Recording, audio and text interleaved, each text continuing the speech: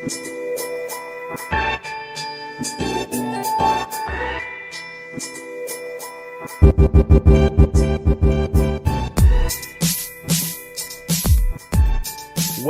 to Season 3, Episode 1 of the Sports Corner Podcast. My name is Nick. I'm joined by my good friend Steven. And together throughout this, every Monday night, if you're watching live, we'll be breaking down all kinds of sports. We're going to be breaking down all kinds of things going on in the life of sports, and we're just going to be having a good time. If you are tuning in live, twitch.tv/PastorNick86, you can be a part of the chat. You can hang out and give some input and talk to us along the way. If not, you can check this out on YouTube. There'll be a full video upload of the podcast on YouTube at youtube.com/NickCan86. And then finally, you can also catch this on your favorite podcast app. We're on iTunes, we're on the Google Store, we're on Stitcher, and we're on Spotify. We're on everything. So with that said, Stevie, how are you, buddy? I am well, sir. How are you? Dude, I'm doing good. This is a new little avenue for us. Now, we're not new to the podcast world, but we are new to streaming it live on Twitch. Our faces are out there for people to see. Unfortunately. It's kind of a scary thing. People now know how much more handsome I am than you. That's true. We have shared with the world how beautiful you are. Actually, what I'm kind of curious about is we do have some people live in chat hanging out with us. And again, we encourage you to come hang out in the Twitch chat with us at some point. But some of these people that are in the Twitch chat have seen your Call of Duty gameplay. That's true. Because they've hung out in my stream before. And I want to know, does Stevie's face match with his voice? Does he look like you thought he would look like? That's kind of my overall question. I like it. Yeah, I'm interested. Let's see these reactions here. I think they're probably going to probably vomit at it, to be honest, at your face. I can't blame them, truly. No. Yeah, absolutely. So the way our podcast kind of works is we focus on all sports as needed, but we definitely have a leaning favoritism towards football, and specifically college football in that. And so we'll definitely... That hurt me, Cal. Right in the heart. We'll definitely lean towards some discussion of football, but there's no sports off limits, especially when big things are going on in the realm of that sport. So you'll hear us talk some Olympics tonight because Olympics are going on. That's a big deal. You'll hear us talk about all kinds of things.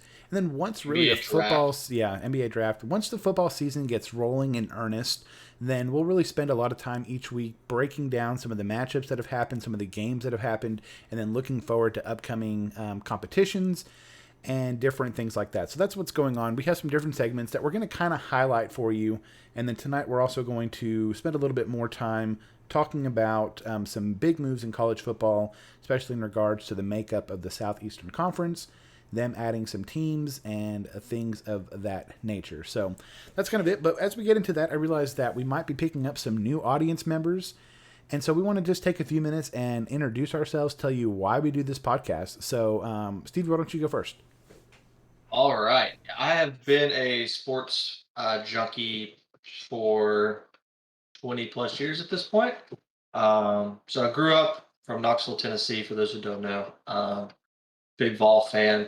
But really kind of fell in love with college football during the 2005 National Championship game when Vince Young mounted that comeback against the USC dynasty. And I was hooked, man. So just look forward to that. Can't wait. We are 31 days until the Vols kick off and 33 days until the rest of college football. I played soccer, so that's another one of my love affairs here. I played starting about 4 years old, went on to play in college at a small school in Kentucky just up the road. But now I am, much like Nick, just a good old armchair quarterback. Okay, just like Nick, I'm just a casual person now. Cool, man. That's right. Cool. I called you out there. You did. You absolutely did. Yeah, so I'm a little bit older than Stevie. I'm in my mid-30s here. But it doesn't show. I got that baby face. But actually, if I cut this beard off, I would have an absolute baby face. That's true. But yeah, so did you mention what you majored in? I majored in fitness and sport management, Fitness and sports management, and a minor like in broadcasting, right? Or communication. journalism or But communications or something goofy like that. it's all the same. Yeah, I mean, but you kind of, I mean, you geared a lot of your Yes, college career over the thought process of doing yes. something in the sports world, talking about sports. I mean, not I had to toot. interned at Hmm. the local radio station in Knoxville. I also interned at the University of Tennessee, their sports filming department. So I've been in and around it. You have indeed. Like you would love nothing more than to jump in and be a radio personality, talk sports, be some kind of analyst, and to toot your horn for a second, you are the type of person that can pull out stupid stats from who knows when, and not only know them but expect other people to know them, which is I'm kind of awesome. disappointed Like, when you don't. oh yeah, you know what happened like in the '93 Super Bowl when I'm like, no, because that's dumb knowledge to have in my head right now, but you do, and kudos an important thing for you, and so that's kind of a little bit of you. And so Stevie will bring a lot more facts and knowledge and insight into this than I will. So here's what I bring to the table. I upload the podcast. I do the behind the scenes stuff. I occasionally say something funny, and I'm just a handsome face to look at. So no, I approach this much more from the fan perspective. I mean, I know you're a huge sport fan as well, but you really approach things from an analyst side, and you do look at the big picture, and you can tell me, you know, these crazy rosters that happen in the NBA draft, and I can tell you like, I think someone that LeBron James's son played with now is in the NBA, and you could tell me all about that person. Who was that? Yeah, two of them apparently. So I'm in the much more casual fan side of this. I'm the much more uh, just got my heart. Let me tell you what my heart feels about it, and you're going to tell us more about like what the actual numbers are. Now, with that said, both Stevie and I are based in East Tennessee in the Knoxville area, which is University of Tennessee country. So you'll hear us talk about that a lot because we just live in that fandom. But really interesting, Stephen mentioned a little bit just a few minutes ago. He is a huge University of Texas fan because that was a team that was on fire back when he was young and watching sports as a young lad, and which is probably why he's a Cub fan as well. But We're not talking about that tonight. we won't go That's into later. that. Nope. um, but I grew up in Oklahoma City, so I'm a huge Oklahoma Sooner fan. So it's really interesting because although we live in Knoxville and we share a somewhat fandom of the University of Tennessee, our actual favorite teams are bitter rivals whose destinies are also tied to each other and who just a couple of like weeks ago or week ago made this True. huge move to the SEC, leaving behind the Big 12. We're going to get into that here in a little bit. But that's just kind of crazy, and that's just a little bit of what we bring to the table here as wannabe podcast hosts, as wannabe sports enthusiasts, people that get our voices out there to talk about sports a little bit. So that's kind of who we are, and we're glad that you guys are here. We appreciate you coming to hang out. And we've got some great interaction going on in the chat already. So we appreciate you guys for that. And Urban, I don't think you're going to hear us disagree with you about the status of the Grizzlies or the Titans. Neither one of us have huge loyalties to either of those Ooh, programs. I spoiler mean, alert. Grizzlies will make an appearance in the show tonight. there you go. Interesting. So one of Also, the things, go ahead. 93 Super Bowl won by the Cowboys. You're welcome. Cool. You Google that. You absolutely Google that while. No, absolutely Okay. not. In fairness, though, if you're picking a Super Bowl winner in the '90s, right, you're either going to guess San Francisco or the Cowboys. So, Yeah, like, I feel like that that's wasn't too big of a stretch. that's true. So our one of our segments that we always are going to debut with, or always going to make an appearance in our podcast, is what we call winners and losers, and this is where we're going to look at the last week of players, or the last week of games, or things like that, the world of sports, and we're each going to pick usually around three each winners and then three each losers. These are going to be some huge, maybe individual performances, or we might give it to like the defense of a team, or even sometimes, yes, some individual might make the winners and losers if they did something super heroic or super cringe plus ratio worthy. So with that said, we're going to give you a little bit of a kind of highlight with that. Steven, give us. Let's start with a winner. Give us a winner.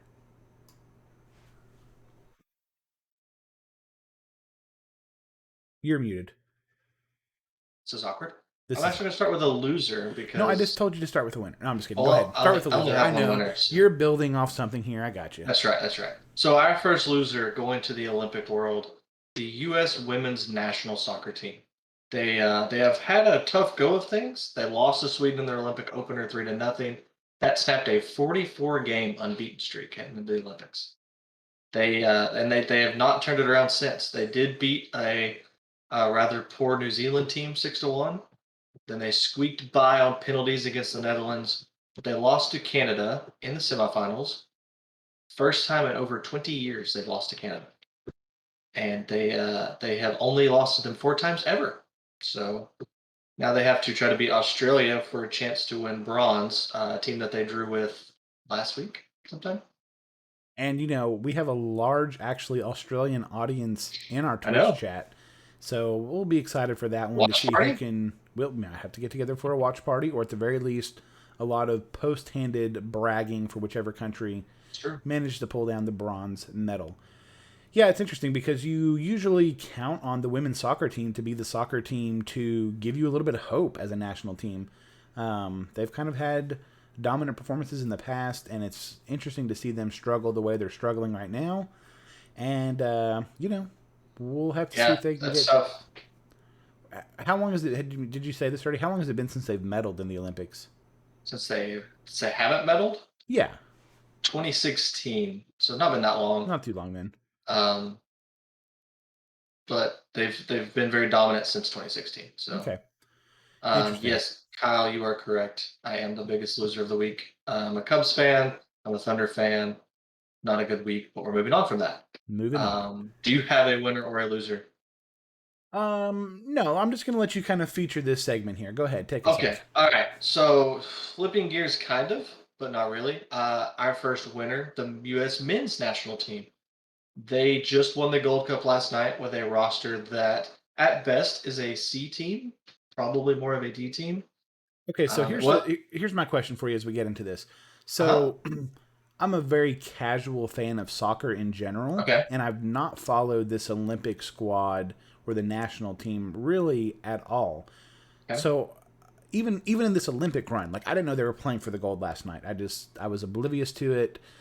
Was this an unexpected run that they're making, or like I mean, because you're saying it wasn't a really good lineup, but at what point did it start looking like our team was clicking and good things were going to happen? So the men did not qualify for the Olympics. They're in a separate Wait, competition, the did Gold you say the Cup. men didn't? So wait, we didn't win a No, gold medal last night. no, we won a Oh my! different What is a happening? different. You Okay, just okay. So the men are in a competition called the Gold Cup. It's a North American, Central American based tournament. Um, and it's pretty much always a United States Mexico battle. But due to scheduling conflicts with a new tournament introduced this year, the CONCACAF Nations League, mm-hmm. where the United States also beat Mexico, and with the club season starting back up for a lot of the European players, none of those European-based Americans came to play in this tournament. So this was all MLS guys, young guys that aren't getting a lot of playing time, things like that. So very encouraging to see a team like this win. They really played well. Um, like I said, they were not. It's not a pretty run, not a great run, but they got the job done. And this is their second victory over Mexico this summer. And it looks like they're finally turning that tide, pushing back that disgrace of the missing the 2018 World Cup, putting that behind them, turning a corner, and finally showing this golden generation that we've heard about. Seems to finally be doing what they've been lauded for. Did Mexico's team make the Olympics? I don't believe so. I mean, here's what I'm trying There's to figure out: did this Gold Cup we just win? Like, were we sending out our best players, and Mexico's real players were off playing in Tokyo, so they're like no. playing This was the kids from a opposite. village? No, this was the opposite. So the way the men's Olympic rosters are, they are under 23 only. You can have Okay, 3 designated players over that age. They can be any age, but it's primarily under 23. This was roughly the same Mexico team that played in that Nations League game back in June, okay. and that team went toe to toe with our A squad. This was very much Mexico's A squad. We're missing a couple players due to injury, but they're very much their top team, and the United States didn't back down last night. Okay. I like that. I saw a really cool tweet last night that amazingly has since been deleted. Hmm. And it was just someone who was tweeting at the American Outlaws, which is kind of the big fan base of the U.S. men's national team. And so he tweeted, let me find it here. Dear U.S. men's national team fans, goodbye. As an honest, unbiased USA fan since 2020, I finally opened my eyes and realized just how small and insignificant this national team really is. So that's why I've decided to support Mexico, a top 10 national team. Time to finally win some trophies. And that was tweeted at 8 o'clock last night.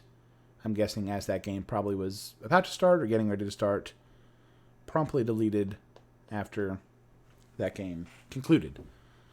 So, Yeah, yeah. it was not a good look for Mexico. Not a good look for that guy. Yeah. I'm guessing he is crawling back at this time. Mm-hmm, mm-hmm. But Sure. we'll take him back. We'll accept anybody on the U.S. bandwagon. So we still have a long way to go for sure. I mean, beating Mexico is not beating France or Spain or England, but Okay. we're Okay. on the right track. Do you have any other Olympic related news in our winners or losers or helmet sticker segment? I have one more Olympic related news. It is in the helmet sticker. Okay. So I We'll will wait introduce. then. We'll Okay. wait. I mean, we'll wait. Okay. I'm going to pull All up a right. medal count for the Olympics, but we'll Okay. wait until later. All right.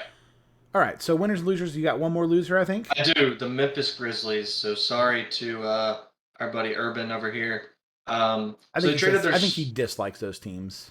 I think it's Oh, fine. okay. That's fair. Yeah. So they traded their starting center, Jonas Valanciunas, Okay. the 17th pick and pick number 51 to the Pelicans to move up to number 10.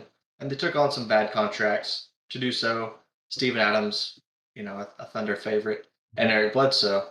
So their whole plan was to move up and try to get either Josh Giddey or Franz Wagner. A couple Okay. other names that were floated around, but those were two of the guys that were really heavily linked with why they moved up. And those guys were mocked in that 10 to 15 range before the draft. However, the risk of trading before the draft is both of those guys were gone by pick 8. Hmm. So they make these trades and then they end up scrambling and they take Zaire Williams, a guy who Okay. was generally mocked in the late teens to early 20s. I mentioned that they had pick 17, Hmm. probably very easily could have had him there. So Yes. Williams was a guy coming out of high school that was very highly touted. He struggled mightily at Stanford, but maybe it works out. But I think Memphis would like a mulligan on that trade. Sounds like they definitely were big losers in that trade, and we're not going to get into it tonight. This can be a subject for another day, but I really also feel like our Oklahoma City Thunder, a team that both you and I support, did not come out as well in that in the draft as well. So No, but like I said, I'm sad, so we're not talking about we're it. not going to talk about that. All right, so that's kind of winners and losers. Again, typically especially during football season, we'll usually have 3 winners each, and we'll usually have 3 losers each. So we'll go a little bit more in depth, and we'll get to talk about some of the big things that are happening in sports in a big way. Another segment that we like to do each week is called Helmet Stickers, and this is inspired by old college football final show with Reese Davis, Mark May, and of course Lou Holtz, the legend. And so we like to do this segment weekly, especially during football seasons. And although we call them helmet stickers, we kind of, especially me, don't always put them on a helmet. Sometimes they get put on a coach's clipboard. Sometimes they get put on the back of a jersey of an individual player that we might want to highlight, or someone's headset or something like that. But whatever it might look like, it's a segment to highlight an athlete, a coach, or someone in the realm of sports who particularly stood out during the past week. With that said, we've got 2 that we're going to highlight this week. Stephen, why don't you highlight the first one for us? All right, Caleb Dressel. He's a swimmer out of the University of Florida, as Florida fans like to talk about on Twitter. Nick and I joked the other night that nobody knew who this guy was, but hey, Mm-hmm. now that he's famous, we will brag about it. So like I said, like you said, it can be for anything. So I guess this would be a goggle sticker. Okay. Probably not the best idea to swim with a goggle sticker, but here we go. So Dressel has had a very nice run in Tokyo. He won his 5th gold medal last night. This caps off he capped off his run last night with a 50-meter freestyle win, and then got out of the pool, walked to a different pool, and jumped in that one, and helped the U.S. win the 4x100-meter relay, and they won gold in that as well. And that is an event that they have never lost. They've won 15 straight of those. They're heavy underdogs, especially to Great Britain. And so I don't know if you know how swimming works because I didn't know how swimming worked. Well, I think you Um, get in the water, kick your feet okay, a lot, move your arms. how seeding works Okay, in okay, swimming. So the fastest qualifiers swim in lanes four. The fastest qualifiers in lane four. Then 3 and 5 are reserved for those that were considered the best contenders. The United States were in lane one. That is okay. not good. It's So not where one you and want to eight are be. the ends. So they were in lane one of the slowest to qualify, but they brought home the gold and continued that streak of I think this I don't know if this is 15 or 16, but they've never lost. Is it too early to put your eyes on someone like Caleb Dressel as the next guy to watch in swimming? I don't think so. I mean, I'm not sure that we will ever see a run like we saw with Michael Phelps again, but What at least happened on the with men's Ryan side, Lochte? Is Ryan Lochte still swimming? I think he tried to make Okay, the Olympic roster. He okay. did not Didn't. qualify. Okay, all right. So the swimmers have really had a great run. They have 30 golds, and I'll let you go ahead and give us that medal count if you have it pulled up. Yeah, let's take a look at the medal count real quick. First of all, any guess on who might be leading in gold medals? Is this for me or for chat? This is for you. Chat can chime in as well. I believe at one point I know we were tied with China, Okay, but I don't know where we stand. I would say we're first. Could be okay. China. China could be second. Could flip flop those. Good flip flops. You're just kind of shooting out here in the dark, huh? It's one of those two. All right, here we go. Medal count going in right now. China is actually currently leading in gold with 29, the U.S. only having 22. Hmm. However, the U.S. has 25 silver and 17 bronze, which outshines 17 silver and 16 bronze. So we're actually ahead in the medal count by 2 over China right now. Not too shabby. This is an interesting thing. We're not going to really touch on this. We'll touch on it a little bit, but you know what The Rock is, don't you? Yeah, the Russian Olympic Committee because they weren't allowed to qualify for the Yeah. Olympics, but they're in the Olympics. So Russia has this huge doping issue where they're like No, doping up all of these. not Russia. Not Russia. They would never interfere in something they shouldn't. And Sorry to so, our Russian audience. yeah, vast Russian audience. So the Russians are banned from the Olympics except for the Russian Olympic Committee, Yeah. which in one ruling initially laid out by like the World Sports Organization or something goofy acronym like that, they were like, this group can't be there at all. And then that guy kind of overturned. But then they're like, okay, but they can only be referred to as the ROC and they can't wear like national colors. And I think like Yeah. half the time you There's got no watch these anthem. guys, they're like wearing national colors or some kind of Hmm. semblance of it. And then every time they're announced as the Russian Olympic Committee. And then it's just like Yeah. only in writing that it says ROC. So basically, But Russia's no just there. national anthem. Like, There's no national anthem. well, So that's the that would punishment. make half of the American athletes happy if there was no national anthem. So no big deal there. Shots fired. Yeah. So that's one of the helmet stickers. Another helmet sticker. We're actually going to give this one to a football player. Got to give it to C.D. Lamb, who was a wide receiver for the University of Oklahoma, but is now in the NFL playing for the Dallas Cowboys. And he has been getting some rave reviews coming out of training camp, and has been doing some amazing things there. He's been having some unbelievable catches. A lot of them coming from quarterbacks not named Dak Prescott. And so, this is a pretty stacked team that has Zeke, it has Amari Cooper, and yet it's CeeDee Lamb, the former Sooner, who has the Cowboy fans and media's most excited. And, we got to cap this excitement a little bit because let's face it, the team's still going to, end up with like a losing record or losing in the first round of the playoffs. But CeeDee Lamb, I like to see former Sooners succeed, especially in some of these skill positions that sometimes they kind of flounder out in when they get to the NFL. yeah, I can't wait for another 500 season and everyone to yell at Jerry Jones. Absolutely. Well earned. Give a shout out really quick. Face Esquire, thank you for gifting a tier 1 sub to Brian Ball. Brian is a real life friend of ours who lives here in Knoxville and checks out the podcast. So appreciate that, Mr. Face Esquire. If you guys don't follow Face on Twitch, be sure to do that. And also check out his podcast. It's a political podcast called Political Hacks. And there's a little shout out to them. So if you're in Twitch, you can just click on that link. If you're in chat, click on that link, give him a follow But as not well. right now. Check out their, hey, click on him now. He's not live. You'll come back to us. You'll be Okay, right back to us. that's all right. That's all right. Um, but thank you again, friend, for that tier 1. All right, so that's kind of what helmet stickers look like. Again, tonight we're just kind of giving you a run through. We're just giving you a little bit of a taste of what a typical podcast is going to look like for us. This is where we would kind of start breaking down maybe a bigger topic that we want to really spend some time focusing on. A lot of times this will come in the form of a helmet sticker or winners and losers.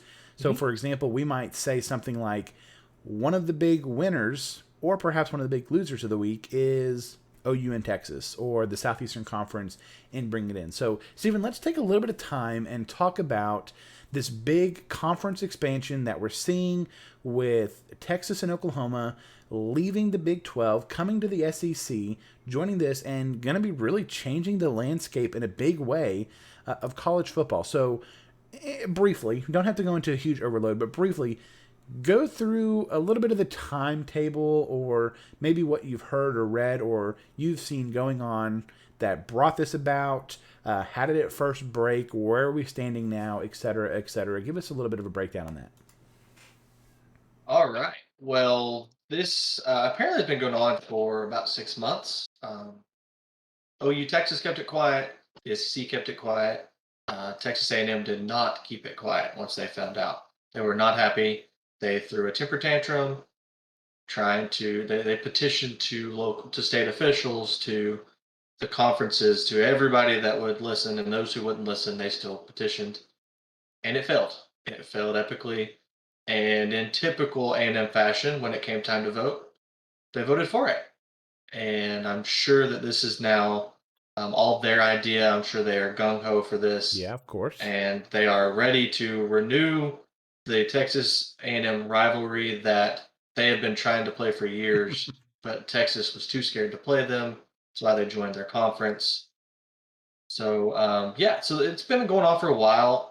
My understanding is OU had their sights set on this for a while. They were ready to jump back when A&M and Missouri jumped, but did not want to do so without Texas. And Texas at the time said, "We don't care whoever pays us the most money. That's who we'll go to." Mm-hmm. And the Big 12 said, "Here, have your own network," and that's how you had it. So the reason this is going to take till 2025, OU signed their rights, their media rights through 2022, which was different than every other Big 12 school. Nobody thought a whole lot of it at the time. Now it makes more sense why. They had their mindset on this move or a move of sorts to a different conference, hoping to do so in 20 after the 2022 season. They will have to wait till 2025, at Do you least think as that's of going to happen? Do now. you think it's going to go till 2025? I'm guessing in the next couple of years they're gonna to work out an agreement where maybe it's after 2023 or maybe football moves early. I don't know if they can manage that, but I'm guessing in the next couple of years this is heading towards a full blown divorce. And there has been, I think, 6 hours of hearings today in Texas regarding this. Shots being fired all over the board, and OU's just sitting there laughing because they don't care. I think I don't think it goes till 2025, and I think for this reason actually. What I think is going to happen is right now you have, oh my goodness, if you guys have not seen the belly aching that's going on with the Big 12 schools, it's insane.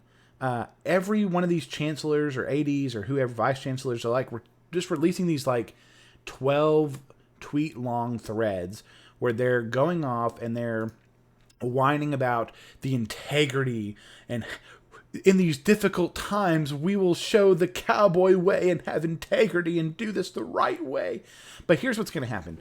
They're going to say, we're not going to let you out early unless you want to pay. I think I heard it's $80 million that each school would owe. OU and Texas would each owe around $80 million to get out of that contract early.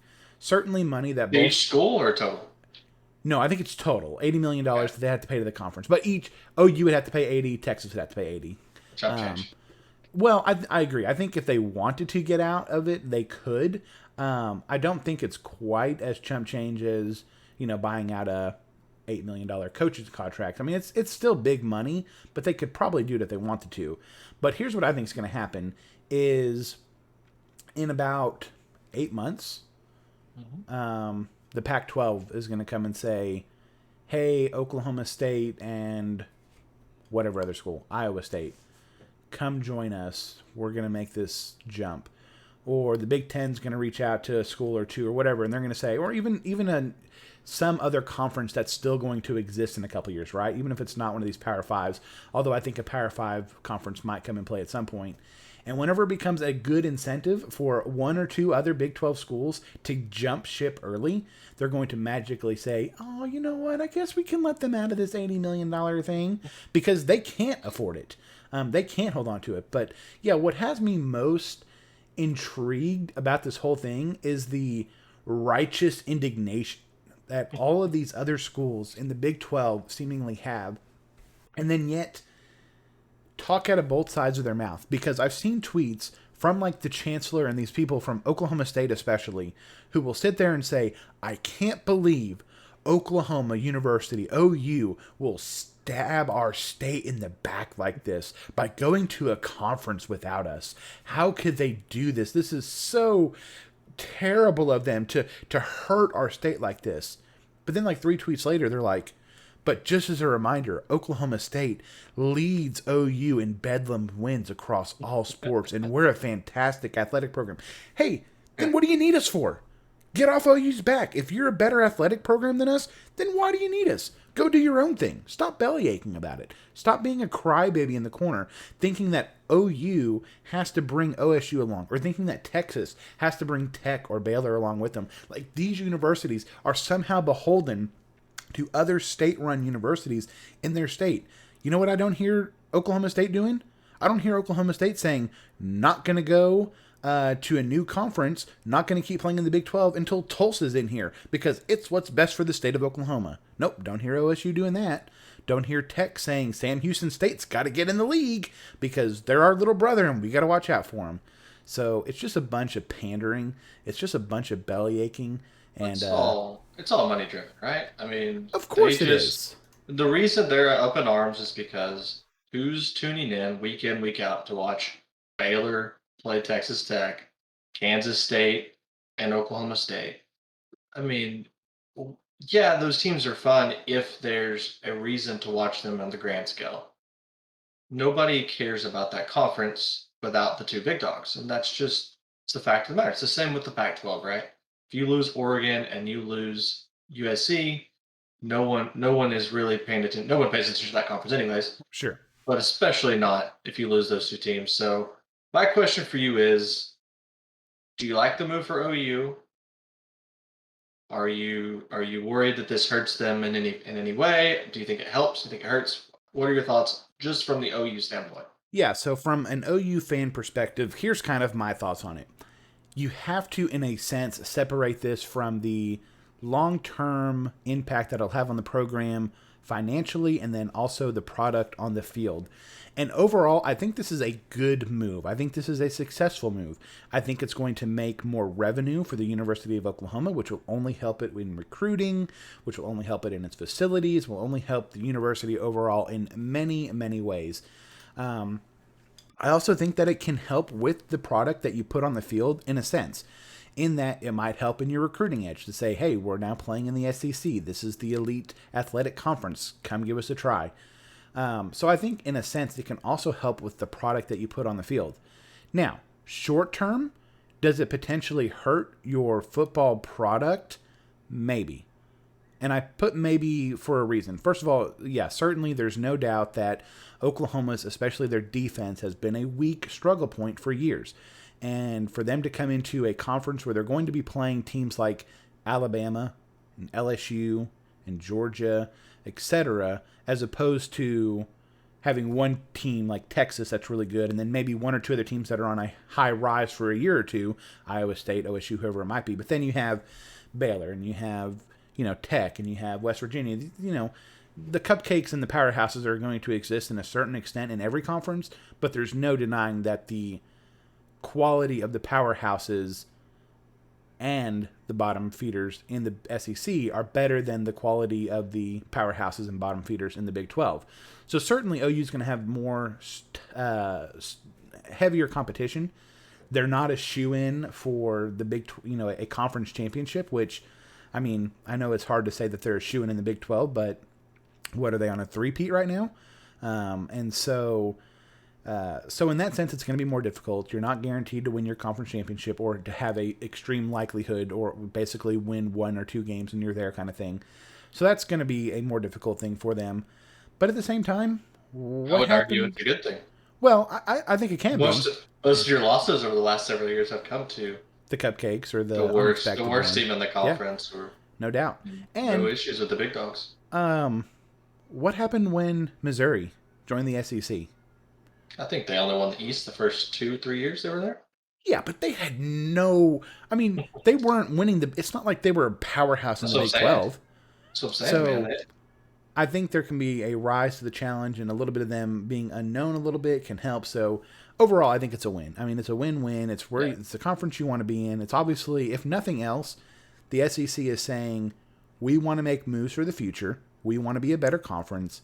We're going to scratch everyone in our conference's back, and so that's always a good thing. So let me ask the reverse to you.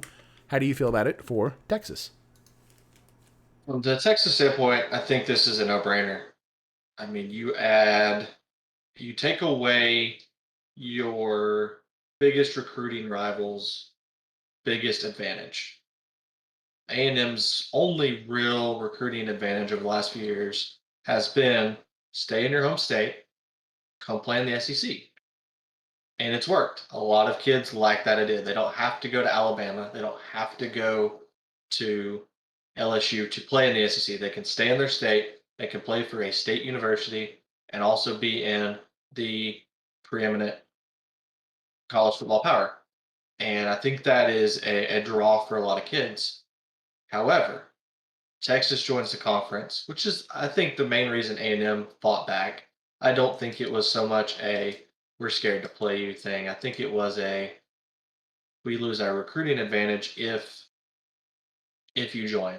So now Texas can stay in your home state, play in the SEC, and also play for the flagship university. Because whether A&M wants to admit it or not, Texas is still the top university in the state, and that's not going to change. Now, my flip side is Texas has to prove it, and they haven't proved it in the Big 12 for a long time. But it's time to step up and to prove it. I mean, you have to win games on the field, right? You can't win the press conferences. You can't win the off season. You have to have results on the field, and I think they have shown in the past that when the challenges get more difficult, they rise up. I mean, even their worst teams have been competitive against the Oklahoma teams year in year out. In fact, some of their better teams are the one that lose to the OU teams. So, not to say that OU hasn't had their number because obviously 6 straight conference championships speaks for itself. But to say that that Texas game is not a nervy game every year would be a disservice to all involved. And so I think it's a great move for Texas. I think it will benefit them, especially on the recruiting trail, but also I think it will potentially help that a lot of issues Texas has been this sense of false arrival. This I've made it to the University of Texas. I win. That's over. I don't have to try anymore.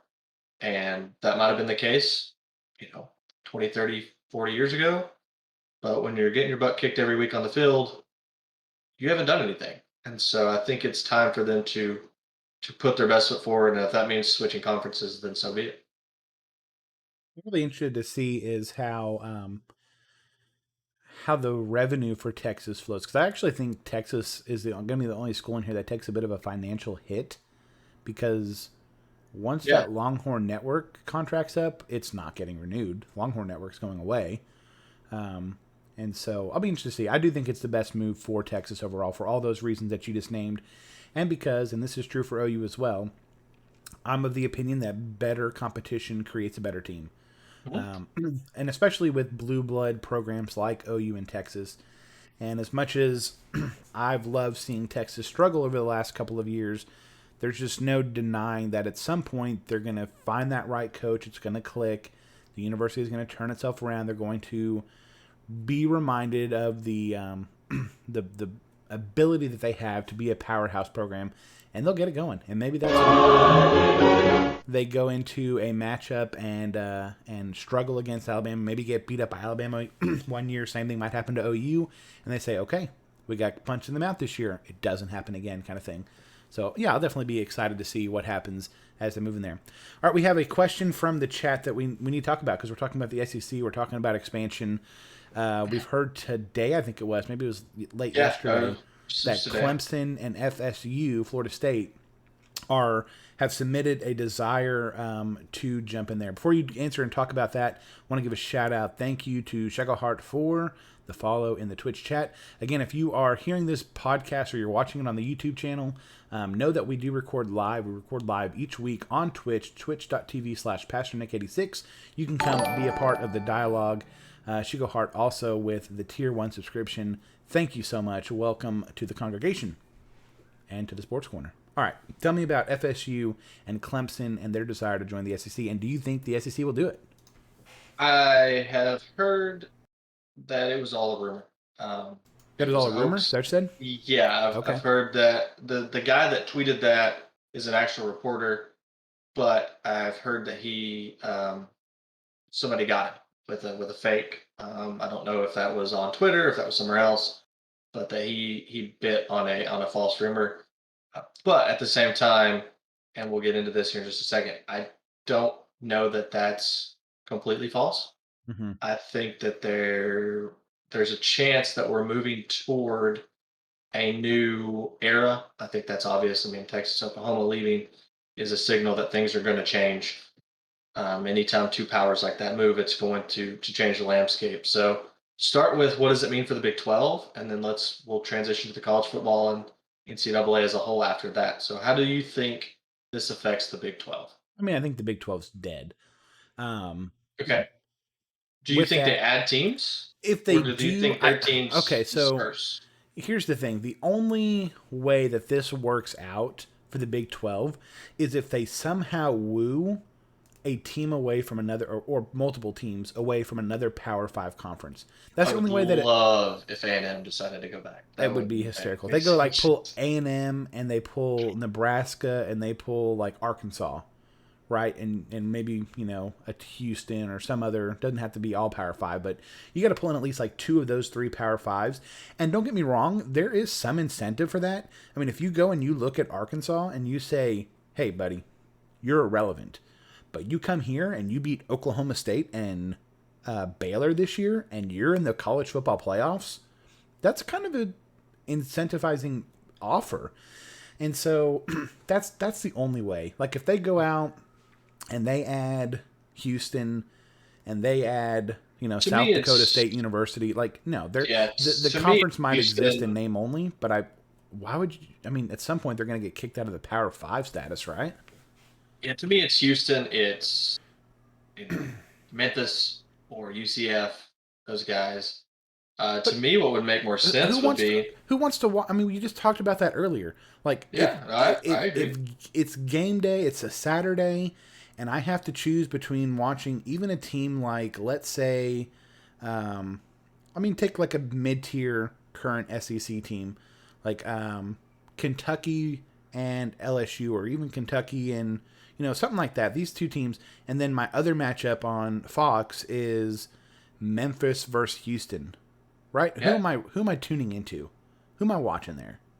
Like 8 times out of Uh, 10, Yeah. unless it's Yeah. just a barn Yeah, burner for and one, sure. and so Well, to me, what makes the most sense is you disperse the Big 12 as you know it, and you try to maybe get the American Conference to be the fifth power now. You take the conference that has Memphis, UCF, and Houston, and and add you add Oklahoma State or you add TCU.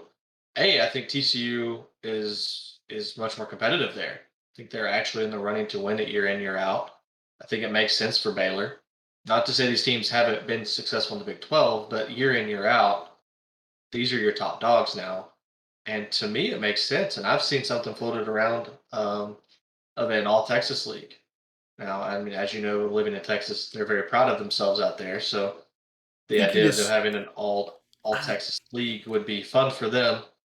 I But to think the reason me, they don't do something like that though is very simply because they want and need TV markets from other mhm, places. And as cool as that would be, so many of those universities, I mean, Texas is a huge state, don't get me wrong. Some of them will be traveling hours still, and their fan base still has to travel hours. But the fan bases are also spread throughout the state, right? So if I'm right, a, you know, UT fan, I might be, I mean, there's a ton of UT fans that live in Dallas. So now all of a sudden, UT, I mean, obviously not UT because they're in the SEC, but you know what I'm saying? Like, suddenly I don't have to travel. So now my hotels aren't filling up as much, because I can right. drive the 4 hours to a, tech game and then drive back to Dallas kind of thing. So, yeah, I mean, that's fun in theory, but I think they would lose so much money if they did that. Probably so. But I think that could be fun in a way for state bragging rights. I feel like as a state, you care more that you know Baylor's playing Tech if it's an All Texas league than you do if Baylor's playing Tech and But next week they play. who in Nebraska cares about that? Who Oh, I in agree, Tennessee cares about that? but I agree. But do you not think obviously a national audience is better, but who in Nebraska cares if Memphis is playing Tech? To me, you capitalize on the market that is the huge state of Texas.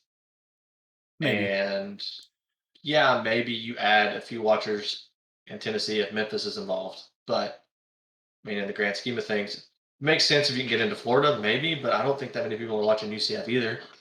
I mean, Yeah. national champion UCF, that is, sorry. I don't know. Yeah, national. If you put some respect in your mouth when you talk about them, you understand? I'm so sorry. How dare You're you? not that guy, pal. Trust me. You're not that guy.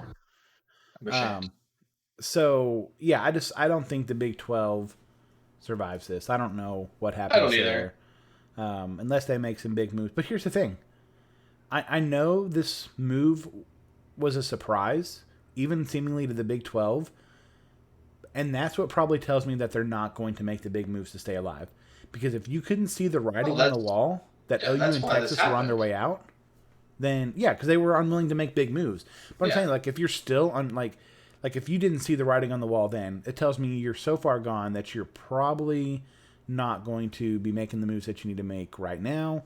So I see that's gone. As for college football landscape in general, I think it's too early to tell because there's a chance that the SEC is done expanding for now, and things will stay mostly as it is, other than whatever crumbles down with the Big 12. There's also a chance that the SEC is one bad NCAA ruling away from saying, "See ya, NCAA, we'll do our own thing. Come on in, FSU. Come on in, Georgia Tech. Come on in, whoever else. Let's do a Super League." Yeah, and I think that makes sense why you do this, right? You add two more powers that matter with or without the NCAA, right? Mm-hmm. If you can add Florida State and Clemson or Miami or some of those schools, you don't need the NCAA because I Yeah. assure you, with the Big Ten's ego, they will follow right behind the SEC. And you think Ohio State's going to let all these powers get away without getting a piece of that pie? I mean, and we know if Ohio State and Michigan put that pressure on, the Big Ten has no choice but to fold and to say, yeah, go ahead, or yeah, we're coming with you. And so, like you said, it's too early to really know. But to me, it makes sense. It's always made sense to go to a four league, 16 team, 16 team conferences and let those teams play every year. And with the expansion of the playoff, I think it makes even more sense, right?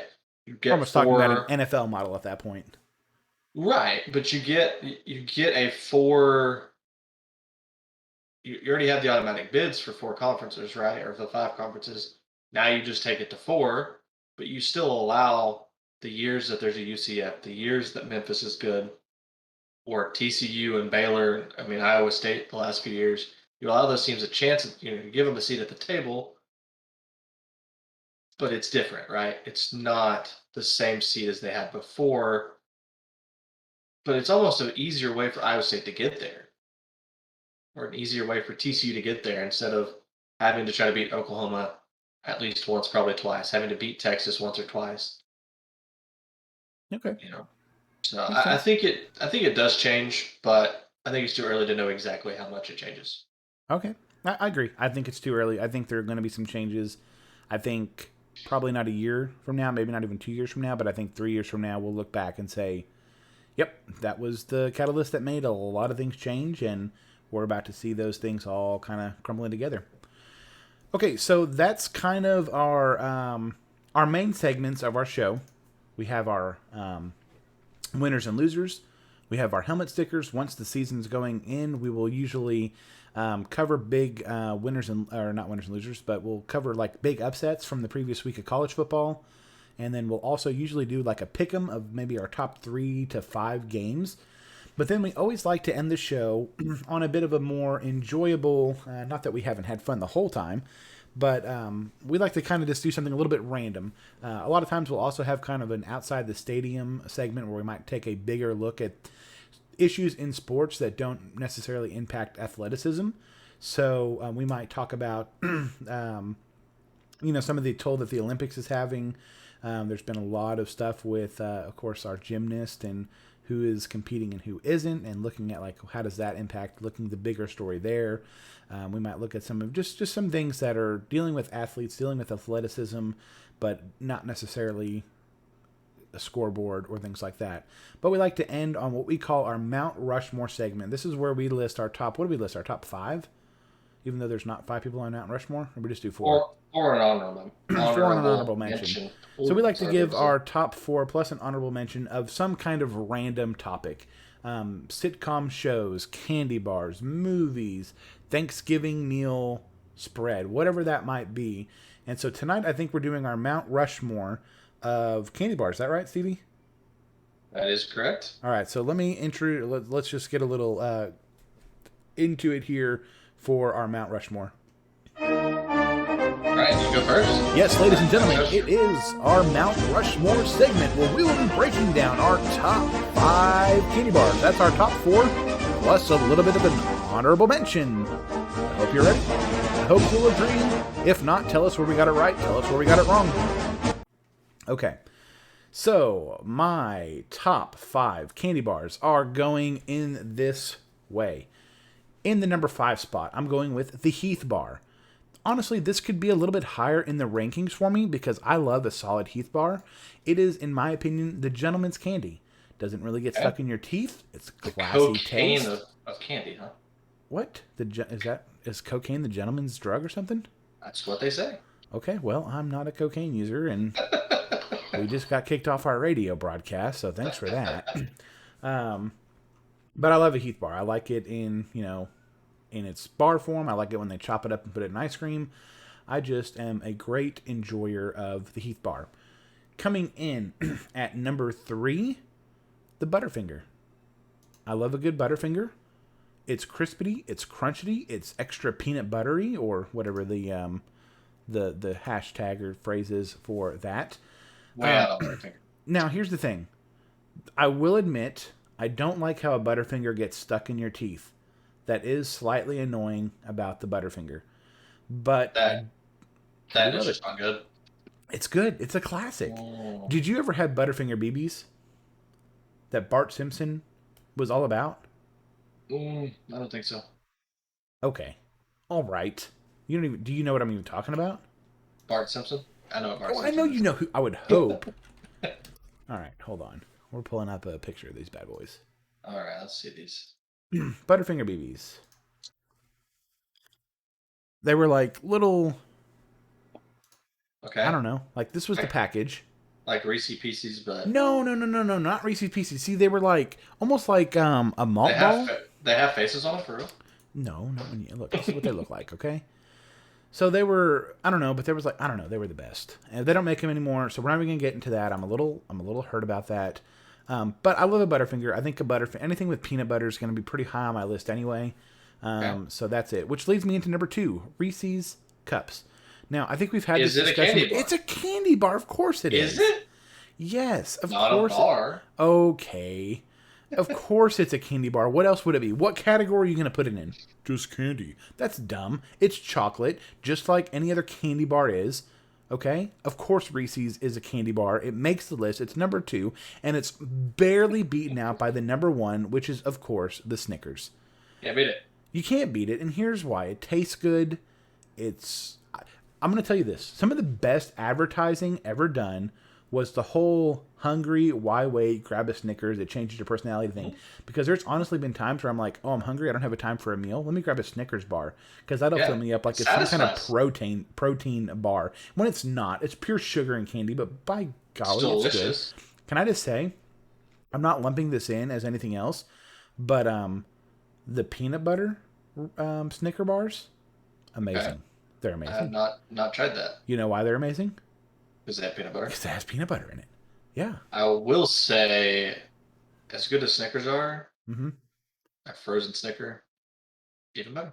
Okay. Question. Now I know we're getting outside the realm of candy bar here a little bit, but You already went there with Reese's. So.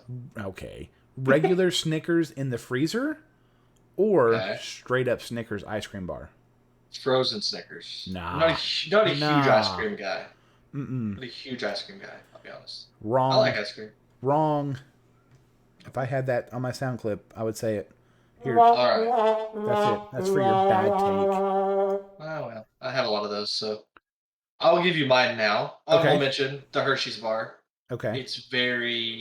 It's not the best by itself, but it's so, I don't know the word I'm looking for.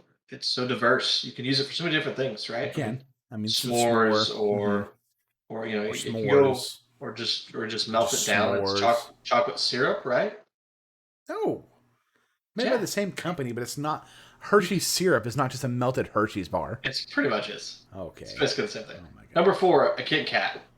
Kit Kat's It's good. It's I like Kit Kat.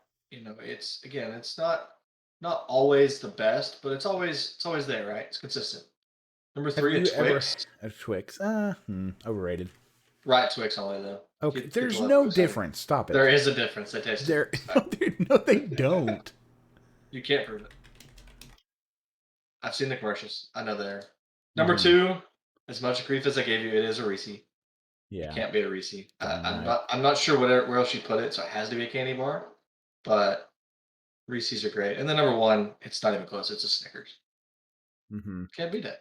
Just can't. What were you gonna say about my Kit Kat take though? You're about to argue. No, it's a good one. Have you ever had the Big Cat? That's what I was going to ask. The Big Cat? It's on screen here now. Isn't that a Barstool guy? I don't know. I don't follow Barstool. I think they're terrible people. Well, okay.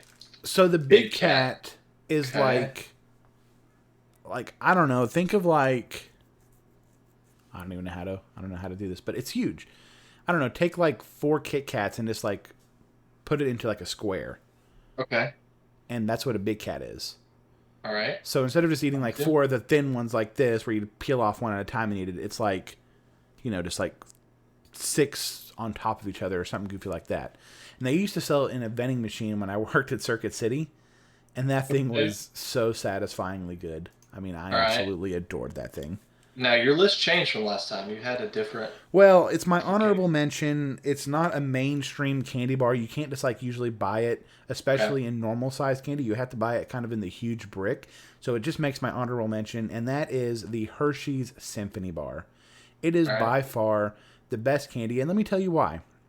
It mixes that Hershey's chocolate you're talking about, except a higher quality of it, less fake Okay. sugar stuff, and it's a higher quality. Even better chocolate syrup then. It adds in some toffee chips, which, by the way, is what a Heath bar is made out of. So we're adding in Yes. that to the mix that I like. And then it's also got some almonds in it. So it just kind of gives you the little bit more that nut consistency. I know it's the different nut than like a Snickers bar, and it's not a peanut and all that, but it is still a nut kind of texture and the taste to it. So it's kind of mixing in even some of the nut stuff from the other stuff on the list. It just creates the most absolute perfect candy bar in existence. But you can really only get it like, I'm sure some gas stations sell it, but it's always in the huge bar. So I always end up by buying it like CVS. And they're like 2 for $5, and I buy them, and then I eat it too much of it in one sitting, and then I have the rumble gut for the rest of the night. Hershey in your mind. What? Worst candy bar, real quick.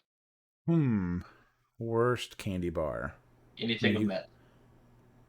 Oh, well, no. I enjoy a good. What are the ones that are the Thin Mints? Or not Thin Mints, but yeah, is it Thin Mints are a Girl Scout cookie. Oh yeah, that's right. What's the mint candy? That's good. York peppermint patty. York peppermint patties are great. York what?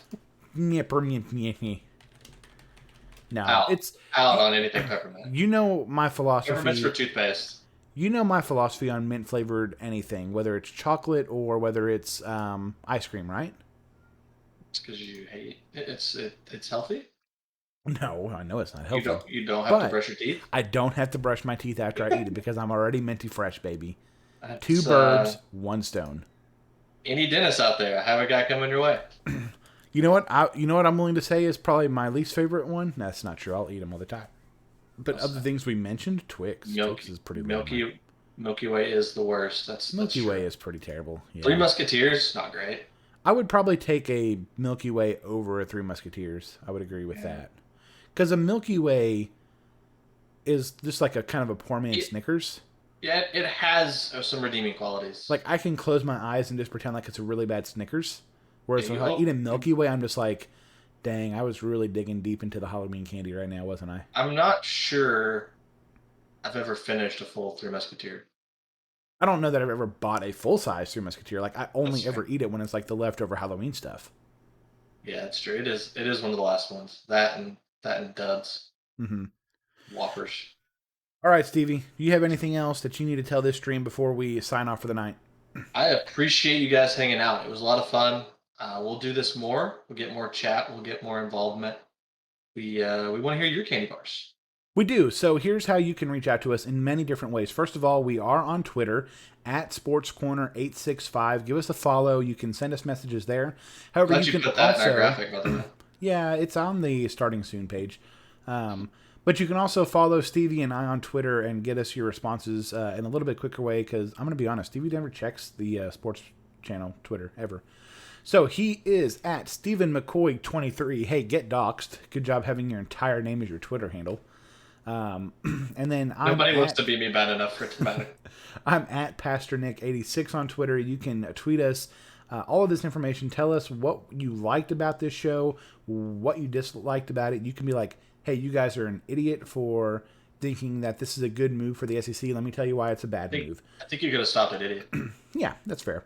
But we would love to reach out to you. Again, if you are listening right now on your favorite podcast app, thank you. Be sure to like.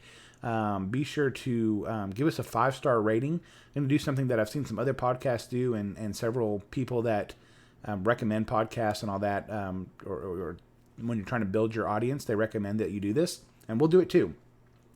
If you rate us 5 stars in the iTunes store and leave us a review, that is family friendly. We will read your review live on air. Even recorded if it's bad. in podcast infamy ever. As long as it's 5 stars. Hey, I don't care. Write in the review, that Nick guy is an idiot. I hate him. I wish he would stop talking forever. Don't care. You gave us a 5-star review. We appreciate that. I already got my 5-star review lined up for you then. There you go. Hey, I don't care. Make it the worst thing ever as long as it's 5 stars. But if you're listening on the favorite podcast app, thank you so much for finding us. Be sure to subscribe. Be sure to give us a rating.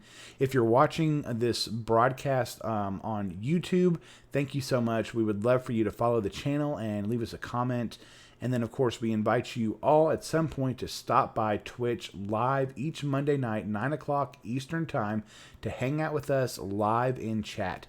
It is absolutely free to watch live, and you get to interact and have some fun with us. We've had some great interaction tonight from some people, and we appreciate you so much. But again, Stevie, any last words before we end this recording?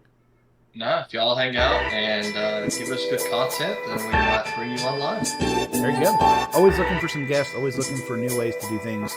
So again, guys, thank you so much. For Steven, my name is Nick. This has been episode 1 of season 3 of the Sports Corner podcast, where we have talked about the SEC expansion and many other things. Until next week, have a good one.